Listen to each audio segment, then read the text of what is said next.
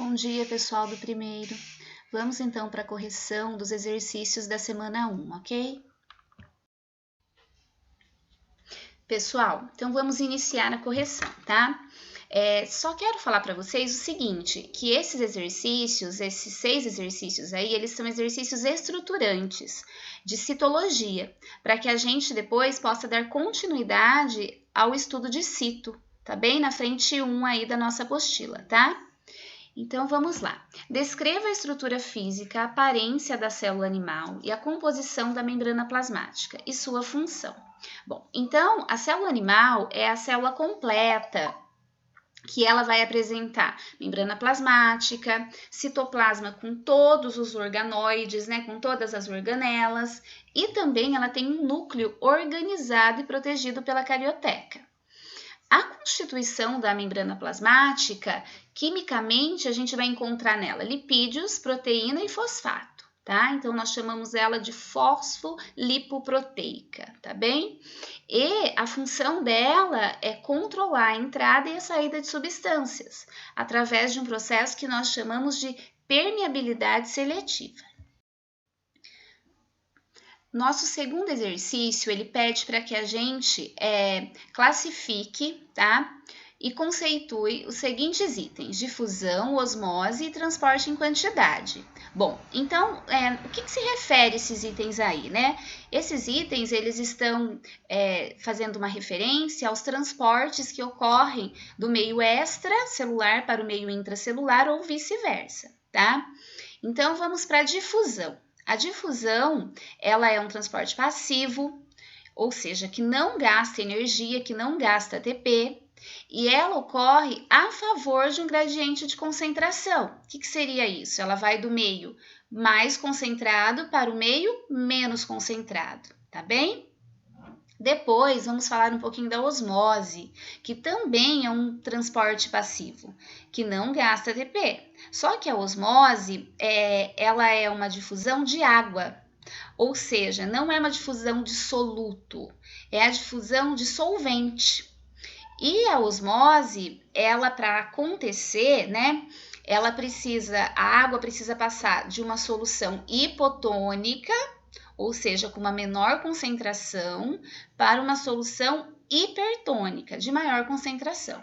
Quando a célula animal ou a célula vegetal, elas estão realizando o processo de osmose, nós chamamos a membrana plasmática de semipermeável, porque ela só permite a passagem de solvente e não de soluto no momento da osmose, tá? Bom, aí o último item é transporte em quantidade. Esse transporte em quantidade já é um transporte ativo, que gasta ATP, que gasta energia. Por quê? Ele não ocorre a favor de um gradiente de concentração, né? Como o passivo, ele vai contra um gradiente de concentração.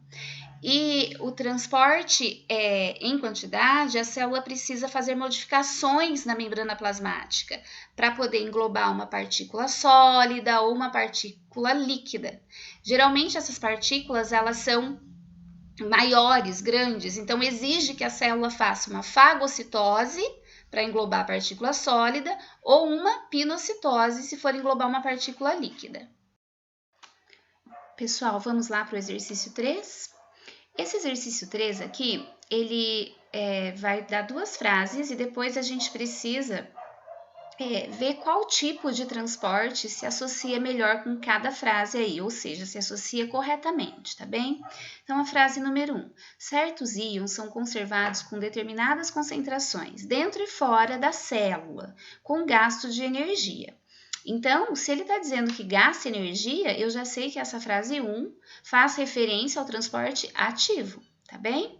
A frase 2. Caso cesse a produção de energia, a tendência é de distribuírem-se homogeneamente as concentrações desses íons.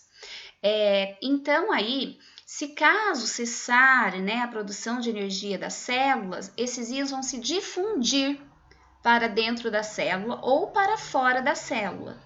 Claro que não de uma forma equilibrada mais, porque aí se ele vai se difundir, ele vai de um meio mais concentrado para um meio menos concentrado, né?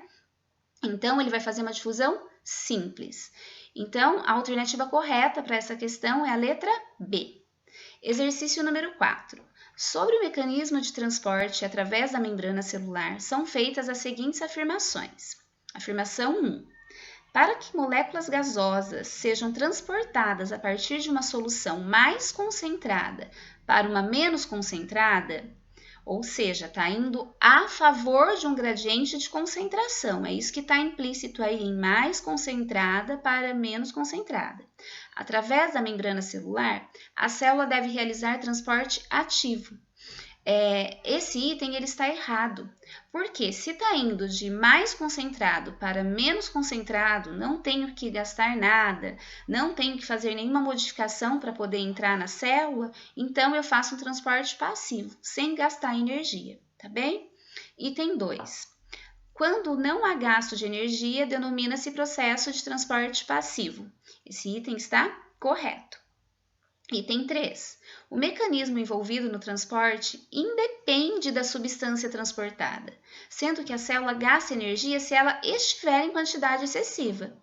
Não é bem assim. Na realidade, o transporte ele depende sim de qual substância vai ser transportada, porque precisa também ver se a substância ela tem afinidade com a estrutura da membrana plasmática, se ela é grande, tá? Se ela é gasosa. Então, depende muito, sim, de qual substância vai entrar ou sair da célula, tá bem? Então, esse item está errado.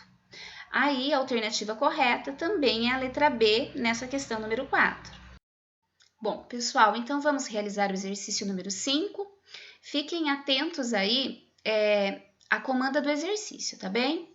Ordene íons de cálcio, dióxido de carbono, etanol, glicose e água, de acordo com a habilidade do mesmo se difundir através de uma dupla camada de lipídios, começando com aquele que atravessa a camada mais rapidamente. Explique sua ordem e qual meio de transporte utiliza. Bom, vamos voltar aí no exercício para a gente compreender. O que seria essa dupla camada de lipídios? Ele está fazendo referência à membrana plasmática, tá bem? E ele quer saber como essas estruturas, como essas moléculas aí em cima, elas vão entrar ou sair da célula, através de qual tipo de transporte? Se é um transporte passivo, se é um transporte ativo, tá? Se usa algum tipo de proteína para auxiliar esse transporte e assim sucessivamente. E também ele pede para que vocês coloquem qual vai entrar primeiro, tá? Qual deles entra primeiro aí na célula ou sai da célula. Ele não deixa aí explícito, né? Na realidade, ele nem especifica se essas moléculas estão entrando ou saindo. Ele só quer saber qual tipo de transporte ela vai utilizar para entrar e sair da célula, tá? Então, vamos lá. Então, na ordem, o primeiro que entra é o etanol, o álcool, tá? Ele vai entrar por difusão simples, tá bem?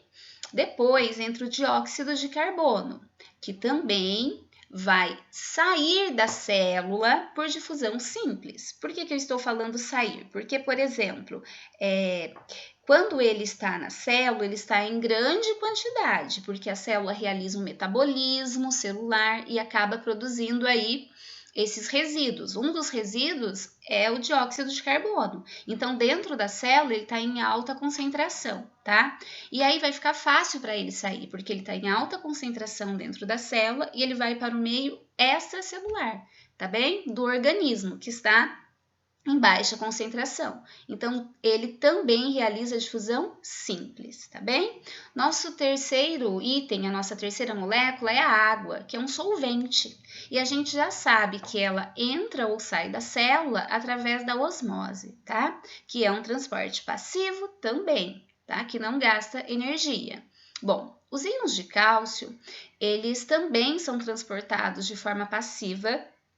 Porém, a membrana plasmática aí vai utilizar proteínas chamadas de proteína porinas ou proteína canal. Por quê? Ela vai reconhecer esse íon. Por exemplo, se o canal dela for negativo, o íon que vai passar ali é um íon que é positivo, tá? E a mesma coisa se for o contrário. Se o canal for positivo, só passa por ali íons negativos, tá bem? E a nossa última molécula, nosso último item vai ser a glicose, tá? Que é um soluto também. A glicose já é uma molécula grande, composta de 24 átomos, então ela vai se difundir sim para dentro da célula, porém ela precisa de uma ajudinha, tá? De proteínas carreadoras. Essas proteínas carreadoras, elas são denominadas permeases. Pessoal, então vamos para o nosso último exercício. Prestem atenção na comanda, tá? Como é possível algumas moléculas estarem em equilíbrio através de uma membrana biológica e ainda assim não ter a mesma concentração em ambos os lados da membrana? Ele está dizendo, quando ele fala aí no exercício membrana biológica, ele está falando da membrana plasmática, tá? Ele quer saber, então, como que as moléculas, elas continuam na mesma concentração em ambos os lados, né? Como isso é possível? Bom, isso é possível porque a membrana plasmática, ela executa uma função que se chama permeabilidade seletiva. Ela vai regular a entrada e a saída de substâncias, tá? E dessa maneira, ela acaba permitindo que a composição química fique em equilíbrio, tá bem? Bom, gente, esses foram os nossos exercícios, tá? Para que a gente possa aí relembrar mesmo e depois continuar à frente de histologia, tá bem? Qualquer dúvida, me acionem lá no meu horário de plantão, tá? Fiquem bem!